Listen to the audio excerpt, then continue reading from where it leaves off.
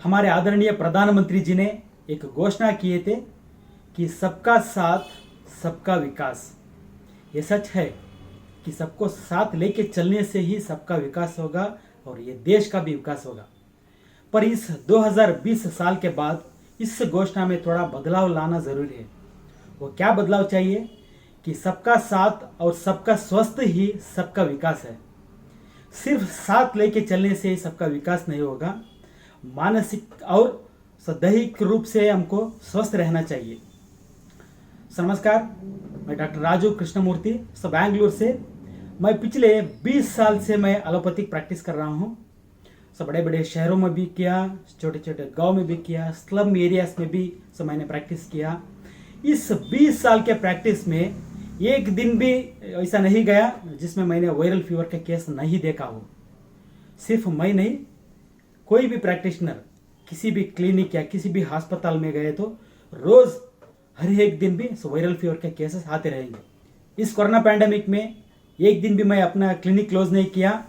मेरे साथ मेरे पूरे स्टाफ बिना किसी मास्क के, बिना किसी सैनिटाइजर के, बिना पीपी किट के सब कोरोना पॉजिटिव पेशेंट को ट्रीट करते रहे। उनमें हिम्मत बढ़े और वो बीमारी के जो डर था उन पेशेंटों में, उनको निकालने में उनके हेल्प करें। पिछले 8 से 10 महीने में ये कोरोना के बारे में और अपने स्वस्थ बनाए रखने के जानकारी देने वाले वीडियोस बना के मैंने अपने लोकल लैंग्वेज, यहाँ के कर्नाटक के लोकल लैंग्वेज कन्नड़ा में से करके मैंने सोशल मीडिया में डाला। सब तक तो सबको पता लग गया होगा कि वायरस को मारने वाला कोई दवा नहीं है। ये वायरस को नहीं, किसी भी वायरस को मारने वाला कोई दवा नहीं है। एक ही चीज इस वायरस को मार सकता है, वो है अपना एंटीबॉडीज। अपने शरीर के अंदर ही सब बनने वाला एंटीबॉडी से ये वायरस को मार सकता है। और इस इम्यून सिस्टम यानी बीमारी से लड़ने की क्षमता जो है उसको जगाने वाले 3 चीज है जो हमारे अंदर ही है। एक है हिम्मत से ये इम्यून सिस्टम स्टिमुलेट हो जाता है। हिम्मत कम होने से इम्यूनिटी भी कम हो जाता है। दूसरा चीज है पूरे दिन एक्टिव रहना। पूरे दिन एक्टिव रहना यानी हमारे पूरे सेल्स भी एक्टिव रहेंगे और एंटीबॉडीज प्रोडक्शन भी ज्यादा होते जाएगा। और तीसरा है स्वस्थ आहार पद्धति। वेजिटेबल्स और फ्रूट्स रोज खाने से भी हमारा इम्यून सिस्टम स्टिमुलेट के एंटीबॉडीज भी अपने अंदर ज्यादा होते जाएंगे। कोई मेडिसिन या कोई वैक्सीन ये वायरस को मार नहीं सकता, पर ये वैक्सीन या मेडिसिन अपना सेहत बिगाड़ सकता है। अभी जो ये म्यूटेशन की बात चल रहा है कि ब्रिटेन वायरस आ गया, इस म्यूटेशन के ब्रिटेन वायरस हो गया, इसमें बहुत बदलाव आ गया है, ये फास्ट स्प्रेडिंग है, ये बहुत डेंजरस है। ये सब इस म्यूटेशन का कारण ये है कि ये मेडिसिन और ये वैक्सीन है।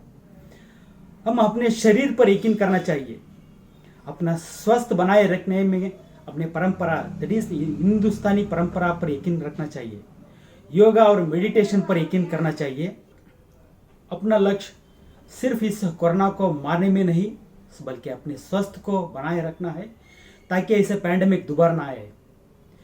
किसी भी देश की तुलना में हमारे देश में ये कोरोना की संख्या हमारे पॉपुलेशन के हिसाब से, आबादी के हिसाब से लिए तो सब बहुत कम है। आज भी इन एडवांस्ड देशों में जहां कोरोना की संख्या बढ़ते जा रहा है और मरने वाले की भी संख्या भी बढ़ते जा रहा है, हमारे देश में हर्ड इम्यूनिटी के ज़्यादा रहने से ताकि यानी बीमारी से लड़ने की क्षमता ज़्यादा होने से ये कोरोना केसेस भी कम है और कोरोना से मरने वालों की संख्या भी तो बहुत कम है, ऑलमोस्ट नेग्लिजिबल है। ये वैक्सीन तो इमरजेंसी नीड है, पर किन देशों के लिए, यूएसए, यूके, इटली जैसे देशों के लिए ये से इमरजेंसी है जहाँ पे केसेस भी ज़्यादा है और उनकी इम्यूनिटी भी कम है। पर जिस देश में कोरोना केसेस की संख्या गणनीय रूप से कम है, उस देश में ये वैक्सीन को इमरजेंसी के नाम पे लगाना ये सिर्फ हमारा मूर्खता ही नहीं बल्कि आने वाले दिनों में हमारे स्वास्थ्य को बिगाड़ेगा और नए बीमारी का जड़ बनेगा। अपने स्वास्थ्य को इतना मजबूत बनाना है कि कोई बीमारी से लड़ने की शक्ति हमें आ जाए। सिर्फ कोरोना नहीं, कोई बीमारी आए तो भी उससे लड़ने की शक्ति हमें आ जाए। क्योंकि स्वस्थ देश ही मजबूत देश है। हम सब मिलके बीमारी और दवा मुक्त स्वस्थ और मजबूत हिंदुस्तान बनाए। हम सबको अपना कॉमन सेंस यूज करना है। सब पॉलिटिक्स से बाहर सोचे और मानव इतिहास से सोचे। सबका स्वस्थ और सबका विकास। इस बात से अगर आप सहमत हैं तो ये वीडियो को शेयर करें ताकि सबको ये वीडियो रीच हो। खुश रहे और स्वस्थ रहे। नमस्कार।